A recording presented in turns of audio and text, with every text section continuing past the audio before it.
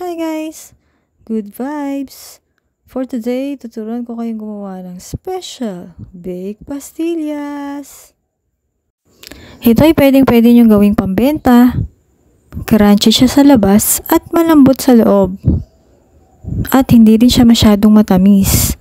So, masarap talaga siyang gawing dessert. Napaka-special ng lasa nito. At siguradong magugustuhan nyo. Sa mixing bowl, naglagay na ako ng powdered milk. Any powdered milk naman ay pwede nyong gamitin. Then, naglagay na ako ng salted butter.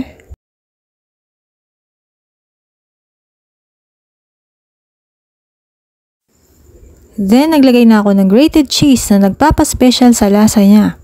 Tapos, ang last is yung condensed milk. Depende na yan kung gaano kadami yung gusto nyong ilagay dun sa tamis na gusto nyo. And then, masahin nyo na siya or inid nyo na parang dough. Kung wala naman kayong gloves at kamay ang gagamitin, para hindi dumikit yan, maglagay kayo ng konting cornstarch sa kamay nyo bago kayo magmasa.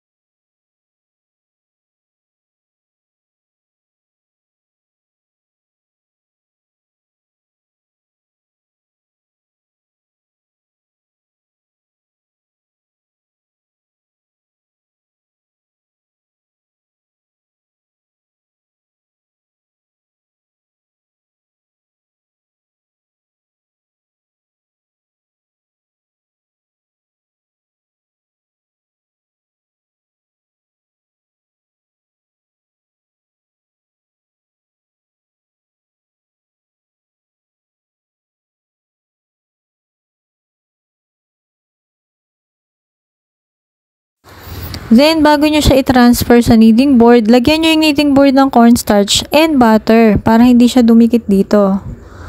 I-massage nyo ulit dun sa kneading board. And then, i-form nyo na into your desired shape. Dito, ginawa ko lang siyang parang rectangle.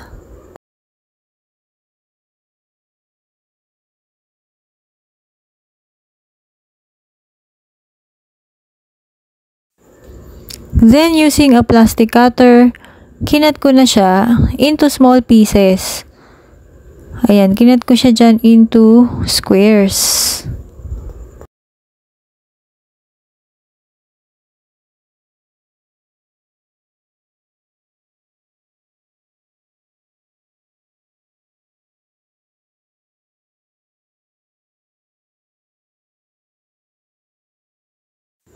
Tapos, yung each small piece na nakat nyo na, i-form nyo ulit siya into your desired shape.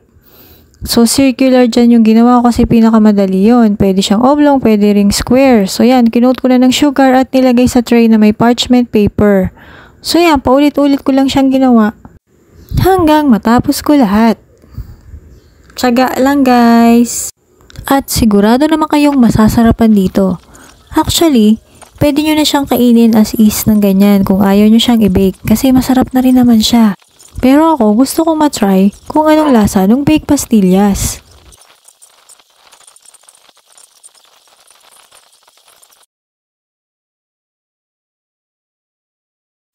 Pag ready na, ilagay nyo na siya sa preheated oven at 400 degrees Fahrenheit. So, i-bake nyo lang siya for 9 to 12 minutes until mag-golden brown yung labas. So, ito, 10 minutes ko siyang binake. Pwede nang ilabas ang baked pastillas.